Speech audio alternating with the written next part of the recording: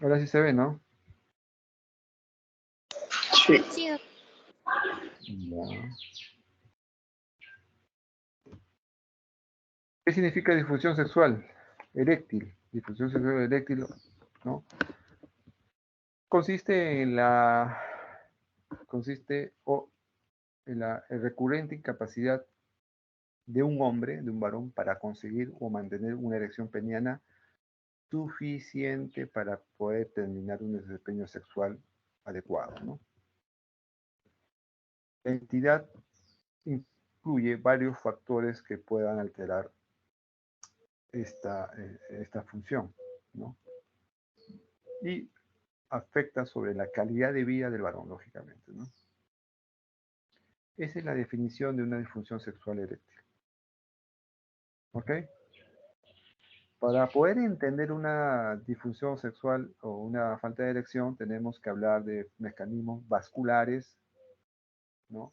Y mecanismos neurógenos, ¿no? El sistema nervioso autónomo. Y por último, el tema hormonal, ¿no?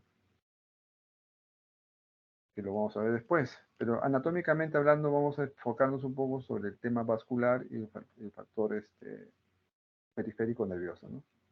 Entonces, en esta lámina, como ven, tenemos, ¿no? la anatomía vascular que comprende dos zonas, la zona venosa y la zona arterial, ¿no? Y los nervios, el nervio dorsal del pene. El nervio dorsal del pene, ¿no? Que va a venir de los nervios o los filetes nerviosos simpáticos y parasimpáticos que vienen del nervio hipogástrico o nervio pélvico que está en la parte posterior, en la parte sacra, ¿no? ¿Ok? Ese es más o menos cómo ingresa el nervio dorsal del pene y va a ingresar a través, va a penetrar en los cuerpos cavernosos. Luego el mecanismo vascular está dado básicamente por la vena dorsal del pene, que la parte de 2/3 anterior del pene va a recoger la sangre venosa y va a formar la nervio dorsal del pene. Y el tercio proximal lo va a las venas de la pudenda interna. La vena dorsal, que es la que recoge la sangre de los 2/3 distales del pene, va a terminar a nivel del peso periprostático o plexo Santorini, que termina en los vasos ilíacos internos. Así de fácil. Y las arterias están dadas por la arteria pudenda interna. Arteria pudenda interna, rama de ilíaca interna. Y la pudenda interna se va a dividir en tres. Una que va a la uretra, esponjosa, una que va a los cuerpos cavernosos y la otra que va hacia la arteria dorsal del pene. Tanto las arterias del cuerpo cavernoso como las arterias dorsales del pene se van a conectar, lógicamente, se van a conectar, se van a formar una conexión, ambas, dentro de los cuerpos cavernosos. Asimismo, las venas dorsales del pene es importante recalcarlas porque las venas dorsales del pene se van a dividir en la arteria circunfleja, como ven acá en este corte transversal, la circunfleja que va a envolver encima, que va a estar encima de la túnica vaginal.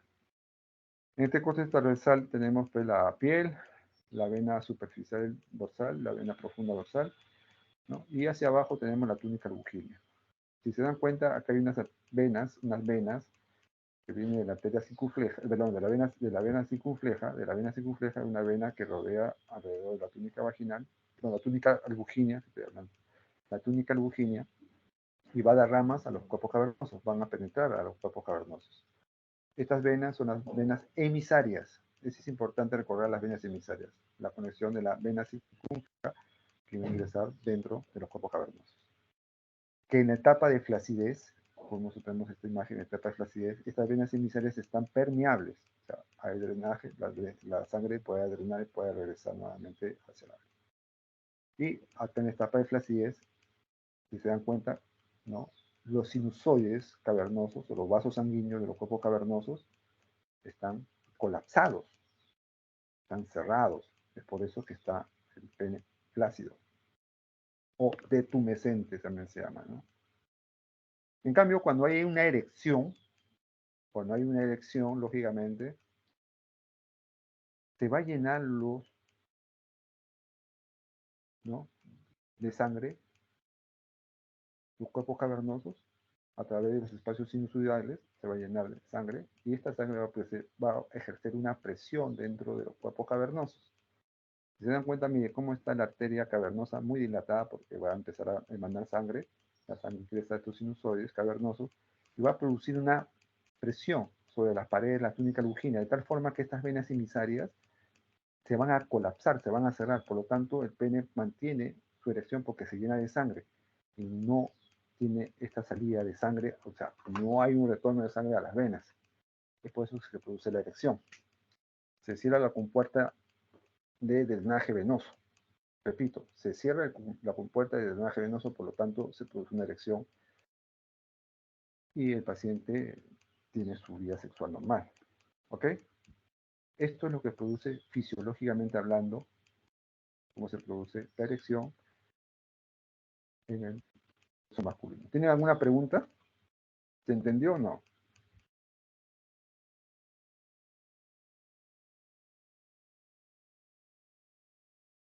Hola. ¿Alguna pregunta? Porque después vamos a entrar a la bioquímica. Jan, ¿alguna pregunta? Doctor, ¿y ese nervio tiene, digamos, puede ser, digamos, un nervio mixto? O sea, ahí tendría que ver el sistema simpático, parasimpático. ¿Dónde está, Sí, por ejemplo? eso te lo voy a explicar en la parte siguiente, en la bioquímica, qué sustancia va a emanar esas fibras. Pero hasta ahorita se entiende cómo es el mecanismo mecánico de la erección.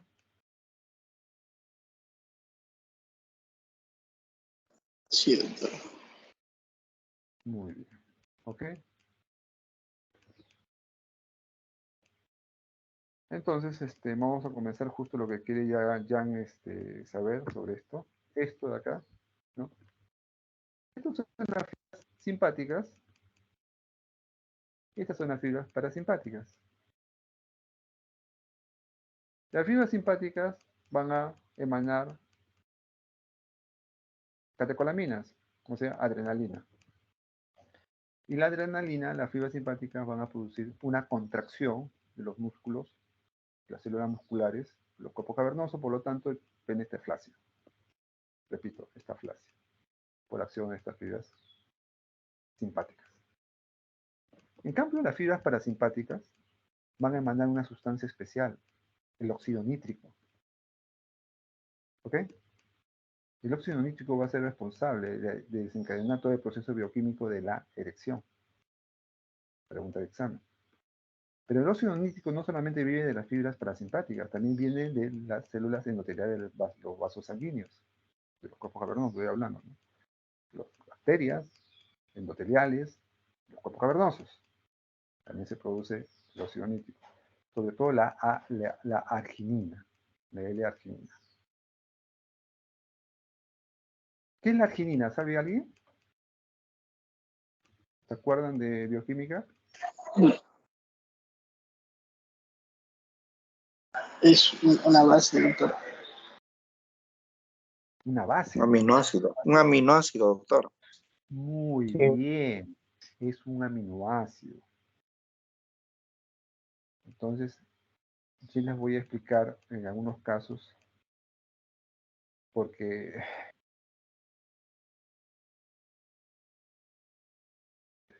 pero esto es importante tener en cuenta, la arginina, porque hay medicamentos energéticos, no sé si algunos ha tomado, que tienen aspartato de arginina. Ustedes pueden buscarlo por internet.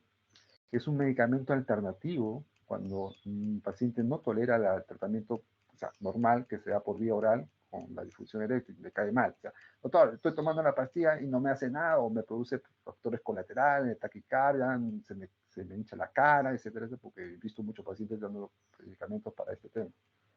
Eso lo vamos a ver después. Entonces, por eso les digo, la arginina es un tratamiento, es un energizante, se usa mucho y ayuda a formar óxido nítrico. Entonces, es un medicamento alternativo que sí existe en el mercado.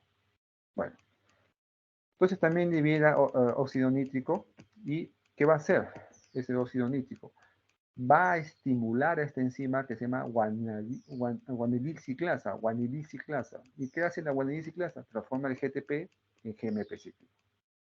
Y este GMP cíclico va a activar la proteína quinasa G, que va a producir que ingrese más calcio, y al inhibir el ingreso de más calcio a la célula del músculo liso, este calcio disminuido va a producir el efecto de la relajación del músculo liso de los cuerpos cavernosos. Por lo tanto, se van a llenar los sinusoides y se va a producir la erección. Así de fácil. Ahora, si se dan cuenta, acá abajo hay una enzima. O sea, este músculo tiene una enzima.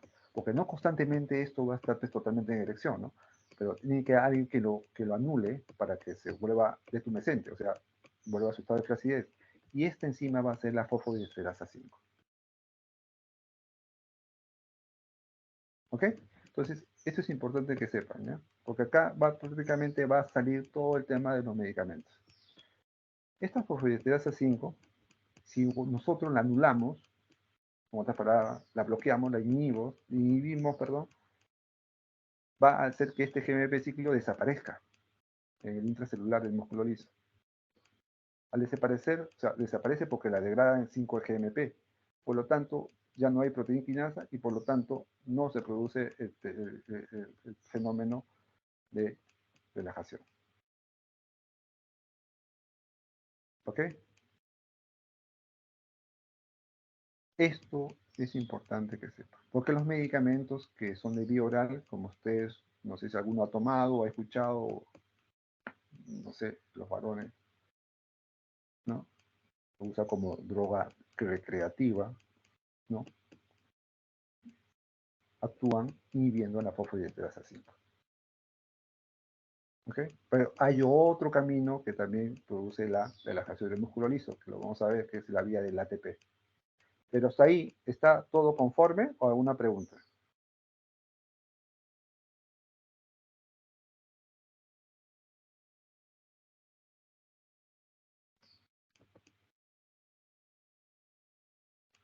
¿Alguna pregunta? ¿No? Todo claro, doctor. Está bien, doctor. Ya. Ok, entonces ya hablamos sobre esta primera etapa del óxido nítrico, que estimula guanidiciclasa, de GMP cíclico, ¿no? Bloquea la entrada de calcio intracelular, por lo tanto produce la relajación, y esto, relajación, significa erección. Erección. La otra vía es la del ATP, adenil trifosfato. ¿Ok? Hay una enzima que transforma este ATP en AMP cíclico. Esta enzima se llama adenyl-ciclasa. Ahora, ¿quién estimula la adenyl-ciclasa? El péptido vasoactivo, intestinal vasoactivo, el péptido intestinal vasoactivo y la prostaglandina E1.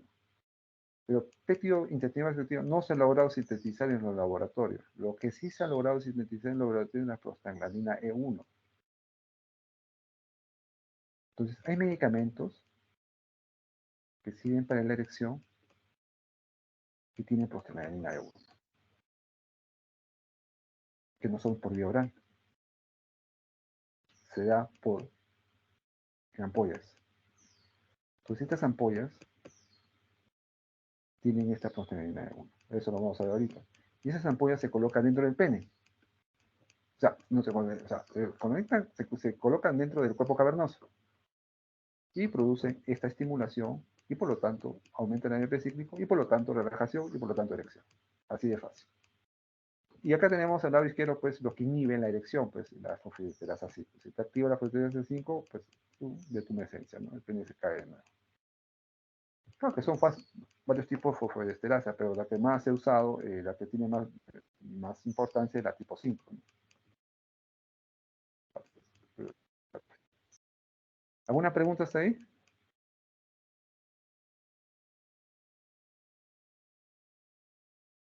Nada. Muy bien, seguimos entonces. Las causas de una disfunción son dos tipos: orgánicas y psicológicas. Es más, las dos cosas tienen importancia. se superpone. Tenemos que investigar. O es más, es una mezcla de ambas, puede ser también. Pero entre las orgánicas tenemos que mencionar las vasculares. Problemas, los pacientes que tienen problemas pues, con los vasos sanguíneos, ¿no? ¿Cuáles son los que tienen problemas con los vasos sanguíneos? Pacientes que tienen dislipidemias, los trastornos metabólicos, los obesos, colesterol alto, con pacientes con diabetes, que te hacen los famosos neuropatías o las angiopatías diabéticas. Todo que me obstruya el flujo vascular me va a producir un problema de erección. ¿Ok? Más sencillo no puede estar. Problemas de traumatismos a nivel peniano, donde no pueda pasar la sangre bien a través de los cuerpos cavernosos, fracturas pélvicas, ¿no? Entonces, todo lo que tenga que ver con irrigación vascular, cuerpos cavernosos, patología vascular. La neurogénica facilito, todo lo que tenga que ver con la inervación de los cuerpos cavernosos, con la nervio dorsal del pene, problemas a nivel del plexo parasimpático, a nivel del plexo pélvico, el plexo hipogástrico, lesiones medulares, esclerosis múltiples, mieloma múltiples, traumatismos vertumedulares de segunda neurona, a nivel de columna, ¿no? Neuropatías periféricas por causa de diabéticos, también puede producir difusión eréctil, son factores neurogénicos. Cirugías rectales por tumores rectales grandes, donde que se tiene que ingresar hasta la parte de atrás y pueden dañar las fibras nerviosas autónomas pélvicas, se lesionan las raíces huesos sacros, porque el tumor rectal está muy pegado a esa zona. Se anula, se ligan, porque son fibras muy delgaditas, termina con disfunción sexual. Pacientes que son operados de próstata, se dañan las bandeletas nerviosas, como les mencioné la vez pasada, puede ser la distribución de las bandeletas nerviosas que pasan muy pegadas a la cara lateral de la próstata, igual, de una disfunción eréctil, ¿no? Problema de prostatitis. Las prostatitis, ¿qué pasan? Igual, la próstata se inflama, no se inflama, se inflama la próstata y esa inflamación contagia a los nervios, a las bandeletas, y las bandeletas están al costado de la cara lateral de la próstata, y inflamarse produce que el sistema nervioso no haya una buena neurotransmisión, por lo tanto no hay erección, porque ahí está al costado, o sea, anatómicamente, ya les mencioné dónde quedan las bandeletas a mi grupo, en la cara lateral de la próstata, se inflama la próstata, la bandeleta no transmite las sustancias que tienen que ver con la erección, ¿no? Bloqueo de los sistemas nerviosos. Hormonales, podemos hablar ahí hipogonadismo hipogonadotrófico, falta de hormonas de testosterona, la hiperprolactinemia que inhibe la liberación hormonal luteinizante, ¿no? Factores hormonales. Todo lo que tenga que ver con la producción de andrógenos. Todas las patologías. Medicamentosas, tenemos los problemas pacientes que usan antidepresivos o ansiolíticos, va a bajar, ¿no? La función sexual. ¿Ok? Entonces tenemos que investigar todo esto en estos pacientes, ¿no? Causas orgánicas. Las psicológicas, la cabeza, la depresión, que está de moda. La ansiedad también está de moda. Problemas de relaciones entre parejas, está de moda. Problemas psicosociales, estrés, ¿no? Cuando estás estresado, Jan, te pregunto, te aumenta la adrenalina, ¿no? Te estimula el simpático, por lo tanto, hay detumescencia. Así de fácil. Entonces, el estrés aumenta las catecolaminas, la adrenalina, por lo tanto, no hay erección. ¿Ok? Entonces, esto actualmente es una suma de todo, ¿no? Es una mezcla de ambas cosas. Hay factores psicológicos y factores problemáticos, ¿no? La prevalencia. Se dice que más o menos un promedio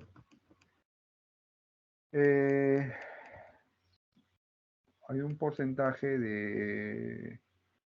se ve un porcentaje de prevalencia con los años que ha aumentado los casos de disfunción eréctil. Y como observan ustedes, en el año 1995 había 152 millones de personas a nivel mundial que tenían este problema. Ya para el año 2005 se prevé que este número aumente a 322 millones. Casi se duplica el tema, ¿no? Se está duplicando el tema. Y ustedes ven acá en los continentes cuáles son, bueno, depende también la cantidad de población que tenga, pero lógicamente Asia tiene un montón de población, por lo tanto va a tener mayor prevalencia, lógicamente. Se considera más o menos actualmente de 1000 varones, más o menos 20 o 28 personas de esos 1000 varones van a tener un problema de disfunción eréctil, ¿no? Y las causas generalmente, en la mayoría de los casos, como le digo, es una mezcla de ambas cosas, pero más jalan para el tema psicogénico. Ahora, ¿qué exámenes pedimos? Lógicamente, si pensamos un problema vascular, endocrinológico, ¿no? Metabólico, entonces tenemos que buscar pues cómo está su glucosa, porque ojo, uno de los primeros síntomas de una diabetes es la impotencia sexual, eso ya me imagino que lo saben ya de preclínicas, ¿no? Glucosa alta, potencia sexual, no sé, entonces tenemos que buscar si está haciendo su periodo de diabetes o está comenzando su diabetes.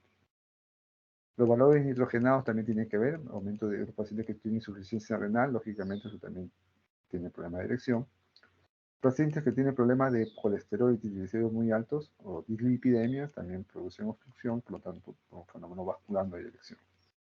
Y las hormonas son importantemente dos, la testosterona y la prolactina. Cualquier alteración de la testosterona o la hiperprolactinemia, ¿no?, puede producir también alteración de la función sexual.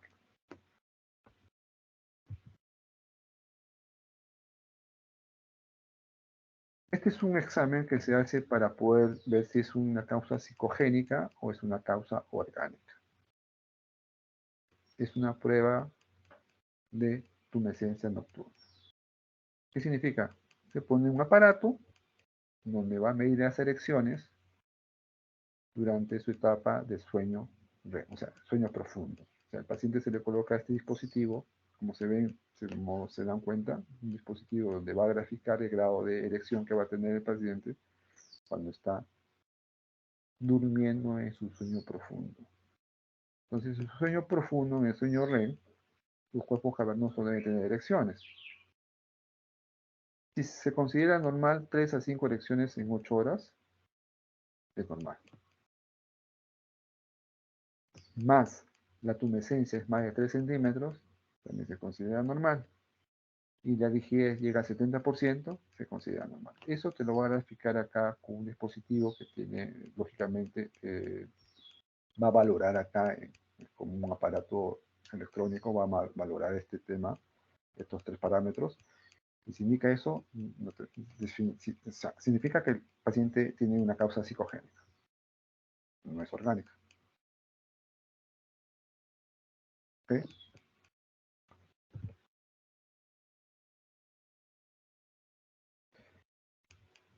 Ahora, una vez que tengamos al paciente y que tengamos que usar el tratamiento para poder ayudarlo, ¿no?, para mejorar su erección, lógicamente se maneja, si hay un problema orgánico, se maneja el problema orgánico.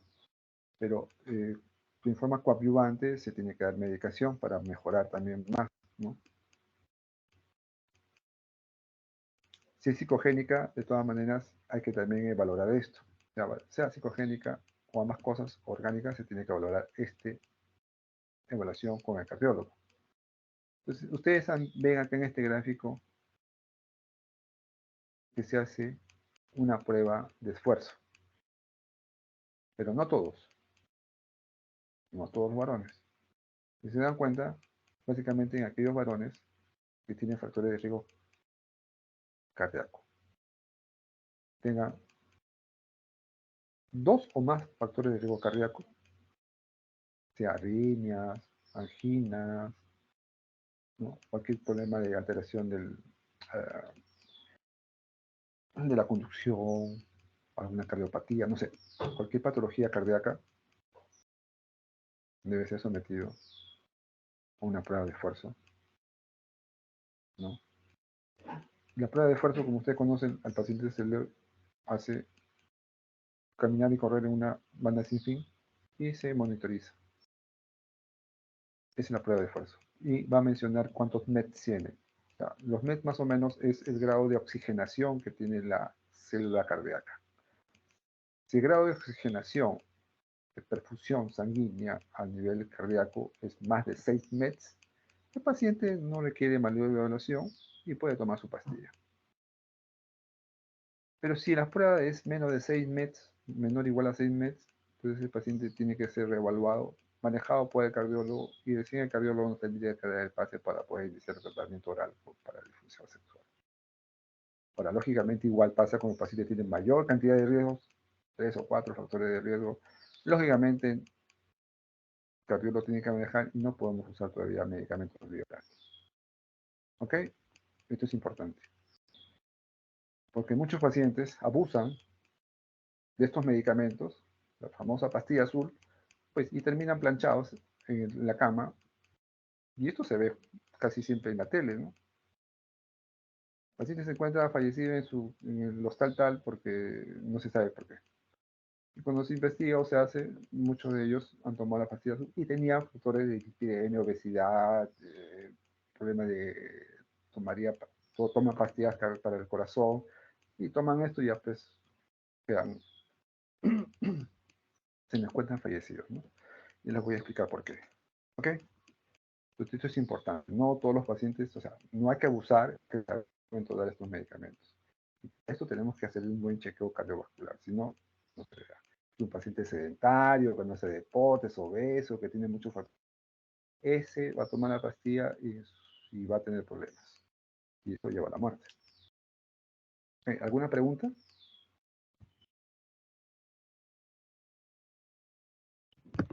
¿Tienen alguna pregunta hasta ahí? Muy bien. No hay pregunta, quiere decir que está claro. Doctor, una pregunta. Dime. Y digamos, esos factores, esos, digamos, el estrés, tal vez, o sea, ¿son 100% generales para todas las personas o no puede ser?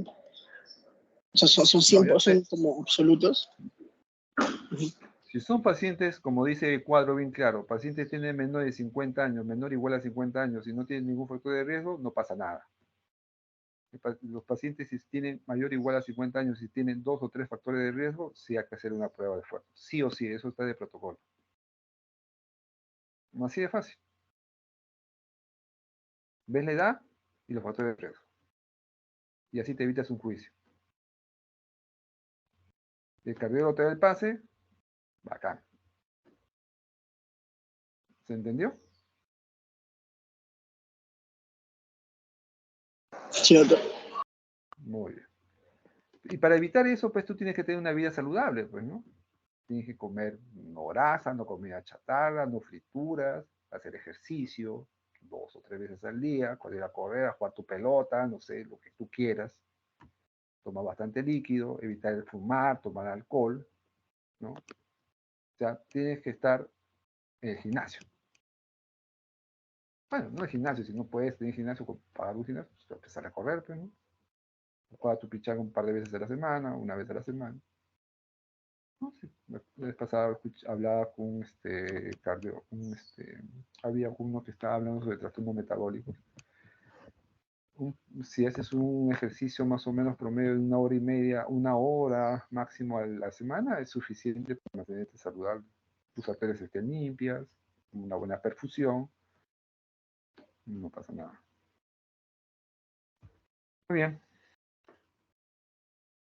Bueno, eréctil, ajustar medicamento concomitante. Medicamentos asociados a eréctil inducido por drogas, ¿no? Lógicamente los antihipertensivos, a veces hay que modificarlos, ¿no? Porque también producen problemas de erección. Los antidepresivos, otro factor dentro de los medicamentosos que pueden originar disfunción sexual.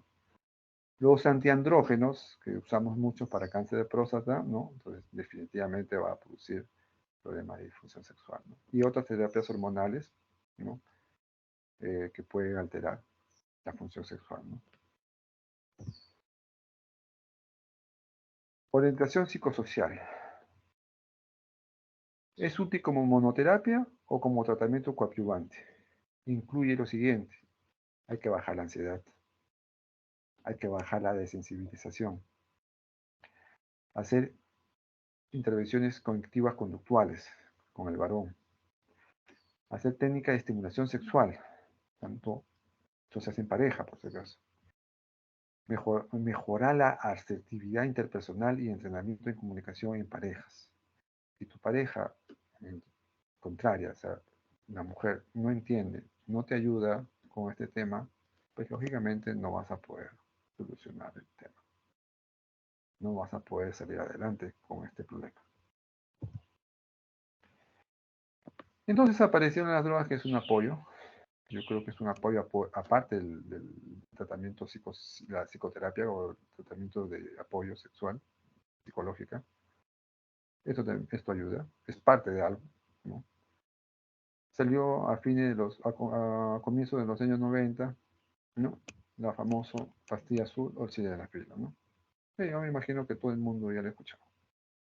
Viene de dos presentaciones, 25, 50 y 100. Se titula la dosis, ¿no? Hay pacientes que van bien con 25, quedan con 25, pacientes que van con 50, van con 50. Y hay pacientes que van con 100, va con 100. Ya, hay que ver cada paciente cómo va a tolerar la dosis. ¿Cómo se da? Se da una hora antes de tener su contacto sexual. Tiene que tener el estómago vacío para que sea mejor absorbido, porque si tú has comido un buen almuerzo con bastante grasa, eso no se va a absorber, pues eso de frente se va por el intestino, no se absorbe. Tiene que ser con el estómago vacío, entonces tiene un efecto o sea, el efecto es mucho más eficaz. ¿Ok? Bueno, es un dato estadístico, más de 300.000 tabletas vendidas. Se dice que consumo cada 6 segundos de un Viagra, un sildenafilo. Está aprobado, más de 150 países han aprobado esta droga. Ojo, está contraindicado con pacientes que toman isorbide o nitroglicerina, que son medicamentos para angina de pecho o para cardiopatía isquémica, porque los nitratos y nitritos liberan también óxido nítrico. Y eso óxido nítrico, más sumado con el sildenafilo, pues te va a producir una hipotensión, es por eso que los pacientes hacen paro cardíaco. ¿Ok? Paro cardíaco. Es por eso que no encuentras muchos a ellos en los hostales, no sé, o con su pareja, muertos. ¿Y qué pasó? ¿No? Que se tomó el sildenafilo con licor. El licor también vasodilatador, no es lo que está tomando su licor, pues ya fue, pues, ¿no? En el caso de médicos, no voy a mencionar quiénes, también hemos encontrado. Muy bien. A mí creo que, doctor, Dime. doctor, por ejemplo, yo había revisado la literatura que el sildenafilo dentro de la comunidad LGTBI es muy asociado también al consumo de cocaína, inclusive tiene alta tasa de muerte. Es la cocaína cuando se combina con sildenafilo. Cuando tú consumes alcohol y tienes factores de riesgo, y encima te metes cocaína, peor, pues, o sea, ya, pues, eso es lo que pasa, ¿no? Es una suma de todo y llega a ese final trágico, ¿no? Doctor, y le pregunto, ¿el sildenafil también se puede utilizar en mujeres? No hace nada de mujeres. Lo que va a hacer simplemente es, acuérdate, el clítoris de la mujer tiene cuerpo cavernoso. Lo único que va a hacer es una erección del clítoris. El clítoris se va a estimular, pero no va a aumentar sexual o no va a tener un tema de ese tipo. No va a haber un tema de aumento del deseo sexual, eso no pasa. Nada más, eso es lo único que va a producir en la mujer. El clítoris tiene cuerpos cavernosos pequeñitos. Lo único que va a hacer una mujer es erectar o elevar el clítoris. Nada más.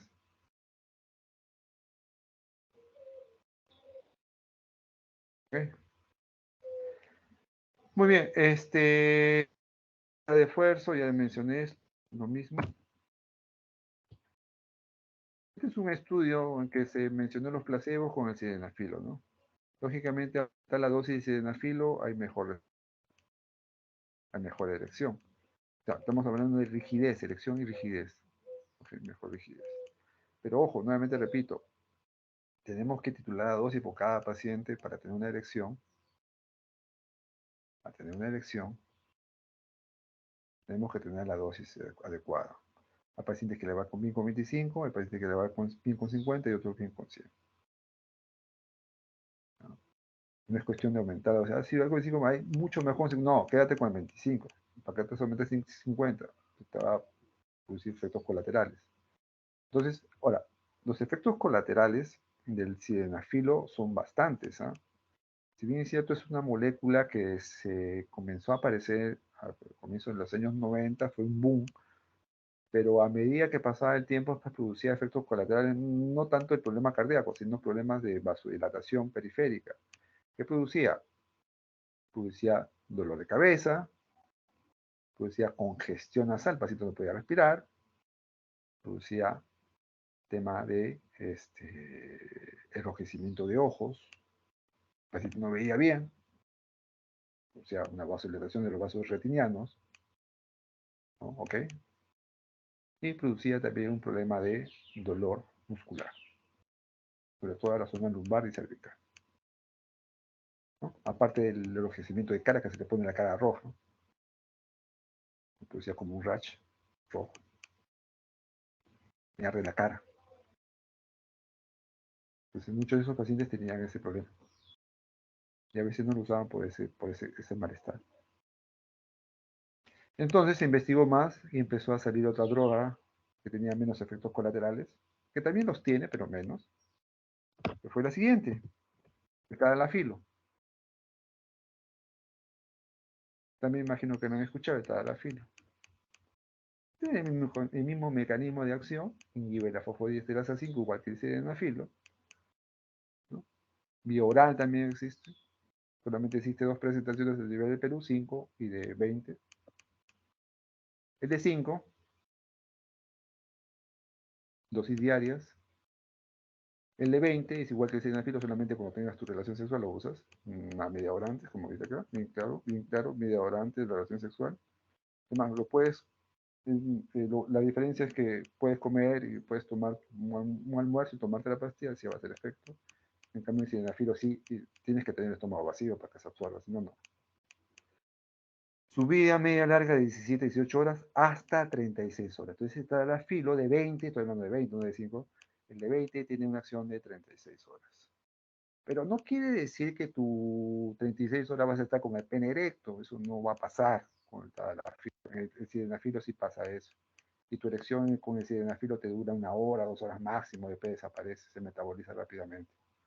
Que el tadalafilo circula en sangre 36 horas, 36 horas circulando en sangre, pero solamente va a hacer efecto cuando tengas tu relación, o sea, cuando haya estímulo sexual. Si no hay estímulo sexual, no hace su efecto el tadalafilo de 20. ¿Ok? Pues lo dice con estímulo sexual.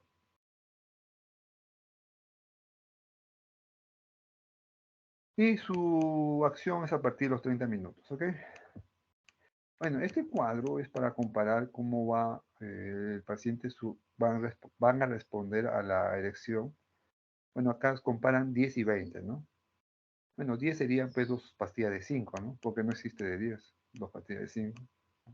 A veces se puede titular la dosis, ¿no? Pero siempre y cuando sea solamente cuando tenga uno contacto sexual.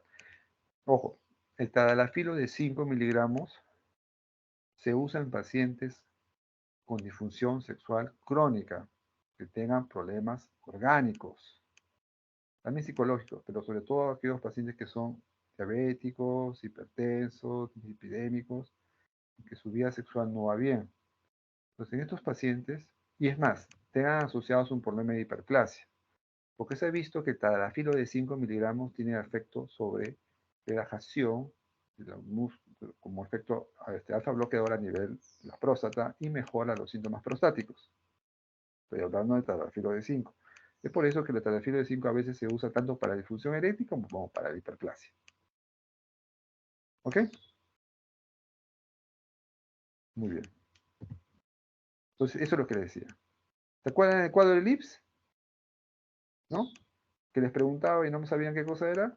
El score de sintomatología del índice prostático, la hiperplasia. Esto es lo que se va a ver con el tadalafilo de 5.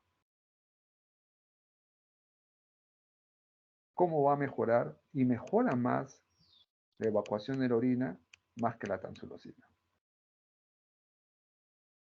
Entonces, si tenemos un paciente prostático, porque algunos pacientes con hiperplasia prostática también hacen problema de difusión eréctil, porque crece la próstata, también pueden alterar la innervación nerviosa, las banderetas. Damos tadalafilo, mejoramos la erección y mejoramos la micción. Y ese efecto de la mejora de la micción se va a ver al mes. ¿No? Acá, más fácil no se puede estar, ¿no? La gráfica roja es la tansulosina y la gráfica amarilla es el tadalafilo. Y una respuesta casi similar y un poquito más. Pues algunos pacientes prostáticos los debe tadalafilo, por si acaso, o tansulosina. Y más aún si tienen un problema de erección un poco, o quieren tener una vida sexual buena. ¿Ok? Este es el otro medicamento que te decía que actúa como la prostaglandina E1, el famoso alprostadil, ¿no? Que actúa sobre ATP, ¿no? ¿Se acuerdan la otra vía que producía la relajación de los cuerpos cavernosos?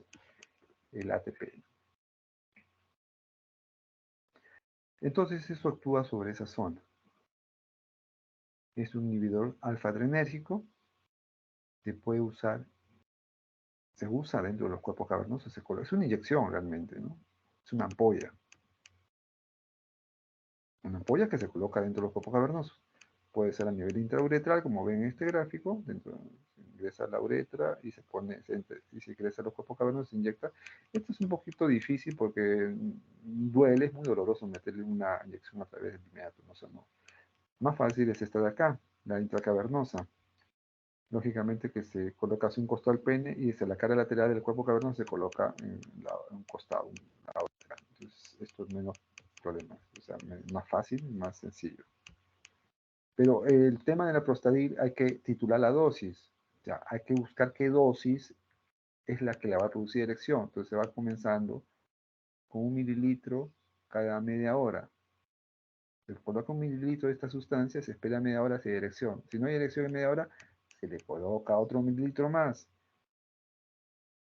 No hay erección, otro mililitro. Si en el tercer centímetro cúbico o 3 mililitros que vas colocando hay erección, una erección rígida, pues se queda con 3. ¿Sabe qué? Usted tiene que aplicarse solamente 3 mililitros de esta sustancia y esa es su dosis que va a usar para tener su erección. Pero no acaba ahí, tema, no acaba ahí. O sea, si tú le dices eso, el paciente no lo vas a mandar con la erección hacia su casa. Tienes que esperar que una vez que acabe con los 3, o sea, si su dosis es las 3, vamos a esperar que su pene, hay que esperar que, que descanse una media hora, 1 hora por medio para que pues, se produzca la detumescencia. Porque si no pasa 1 hora, 2 horas, 3 horas y sigue con el pene erecto, tenemos este problema, priapismo. Y ya les he dicho qué cosa es el priapismo, ya lo han dicho en la clase, ¿no? Una erección dolorosa, tenemos que buscar al urólogo porque ustedes no van a hacer nada, o sea, simplemente hay extracción. Entonces tenemos que esperar que el paciente después de aplicar las 3 unidades, si es que fuera el caso, ¿no? Porque hay algunos con con 1 mililitro de esta sustancia, la erección al toque. Pero esperamos al paciente que se quede en el consultorio hasta que termine la erección. Eso más o menos ocurre a la hora. Media hora, 1 hora promedio. ¿Ya no tiene erección? No, sí, no, todavía estoy bien, ya. Vaya a su casa. Su dosis, o 2 o 3, dependiendo. ¿Ok? Más fácil no puede estar. Está contraindicado con pacientes con anemia falciforme, mieloma múltiple, leucemia o cualquier problema hematológico. O con problemas de deformidad del pene, como son la enfermedad de Peyronie o problemas de cuerpos cavernosos, ¿no? Porque produce una erección muy.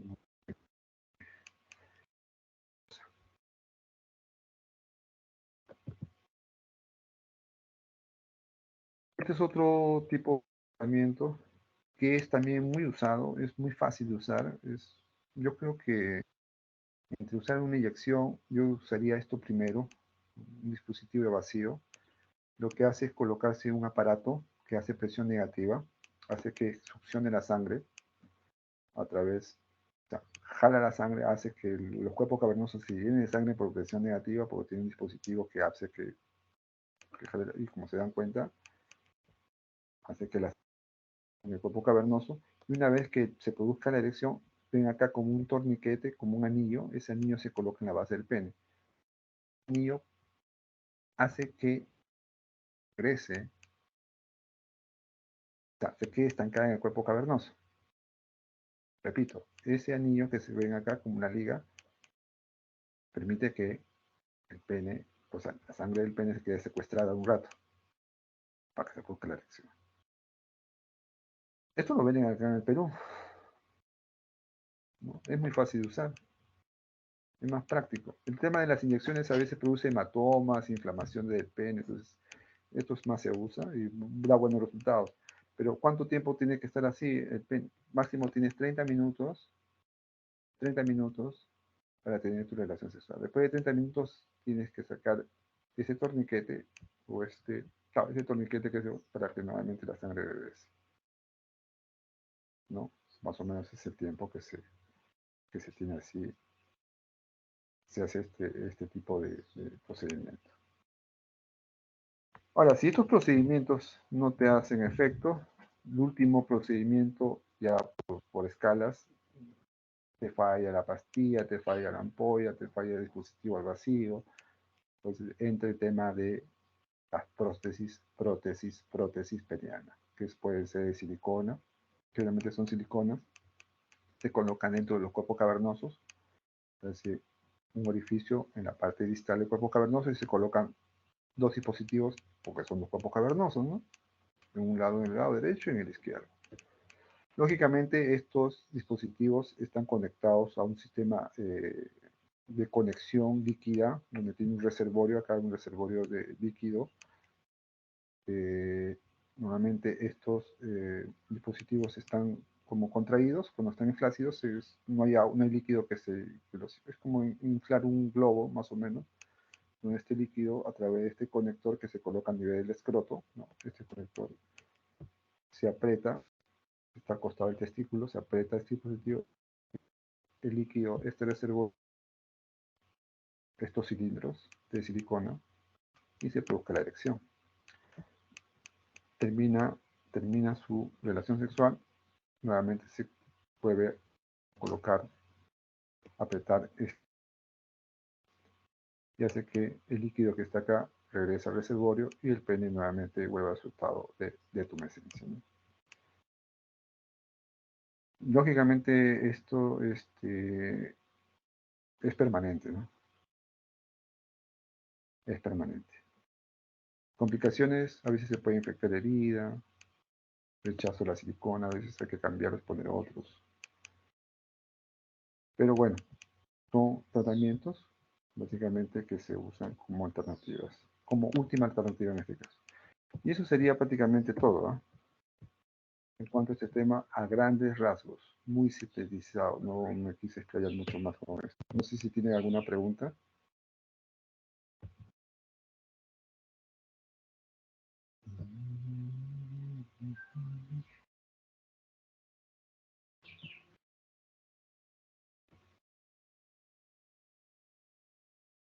¿Alguna pregunta, alguna duda?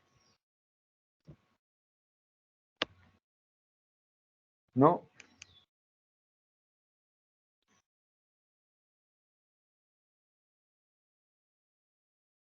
¿No? ¿Nadie quiere preguntar?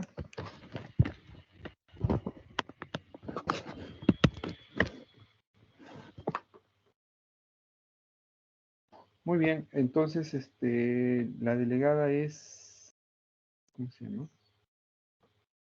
No está la delegada, ¿no? Ah, sí, sí, sí, aquí estás. Dariana, ¿no? Sí, doctor. Creo que no se me ¿Todo bien? escuchaba. ¿Se me escucha? Sí, todo bien, doctor.